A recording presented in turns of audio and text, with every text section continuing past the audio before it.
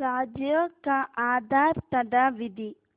संपूर्ण स्थिति को प्राप्त करने के लिए और शीघ्र ही आध्यात्मिकता में उन्नति प्राप्त करने के लिए मनुष्य को राजयोग के निरंतर अभ्यास की आवश्यकता है। अर्थात चलते फिरते और कार्य व्यवहार करते हुए भी परमात्मा की स्मृति में स्थित होने की जरूरत है। यद्यपि निरंतर योग के बहुत लाभ है और निरंतर योग द्वारा ही मनुष्य सर्वोत्तम अवस्था को प्राप्त कर सकता है, तथापि विशेष रूप से योग में बैठना आवश्यक है। इसीलिए चित्र में दिखाया गया है कि परमात्मा को याद करते समय हमें अपनी बुद्धि सब तरफ से हटाकर एक ज्योतिर्बिंदु परमात्मा शिव से जुटानी चाहिए। मन चंचल होने के कारण काम, क्रोध, लोभ, मोह, अहंकार अथवा शास्त्र और गुरुओं की तरफ भागता है, लेकिन अभ्यास के द्वारा हमें इसको एक परमात्मा की याद में ही स्थित करना है।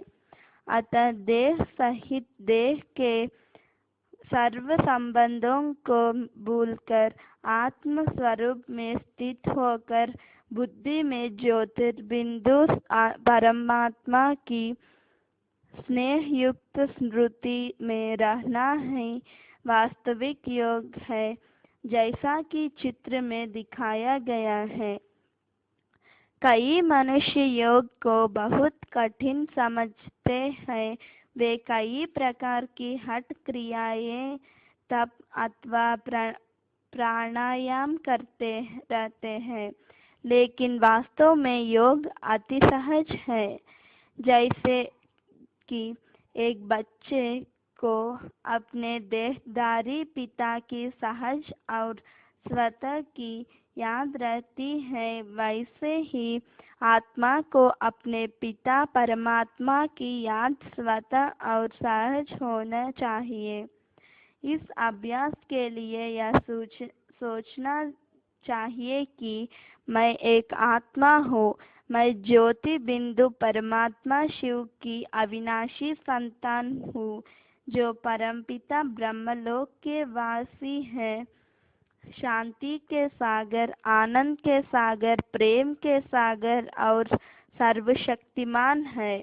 ऐसा मनन करते हुए मन को ब्रह्मलोक में परमपिता परमात्मा पर स्थित करना चाहिए और परमात्मा के दिव्य गुणों और कर्तव्यों का ध्यान करना चाहिए। जब मन इस प्रकार की स्मृति में स्थित होगा, तब सांसारिक संबंधों अथवा वस्तुओं का आकर्षण अनुभव नहीं होगा। जितना ही परमात्मा द्वारा सिखाए गए ज्ञान में निश्चय होगा, उतना ही सांसारिक विचार और लौकिक संबंधियों की याद मन में नहीं आएगी और उतना ही अपने स्वरूप का और परमप्रिय परमात्मा के गुणों का अनुभव होगा। आज बहुत से लोग कहते हैं कि हमारा मन परमात्मा की स्मृति में नहीं टिकता अथवा हमारा योग नहीं लगता। इसका एक कारण तो यह है कि वे आत्मनिश्चय में स्थित नहीं होते।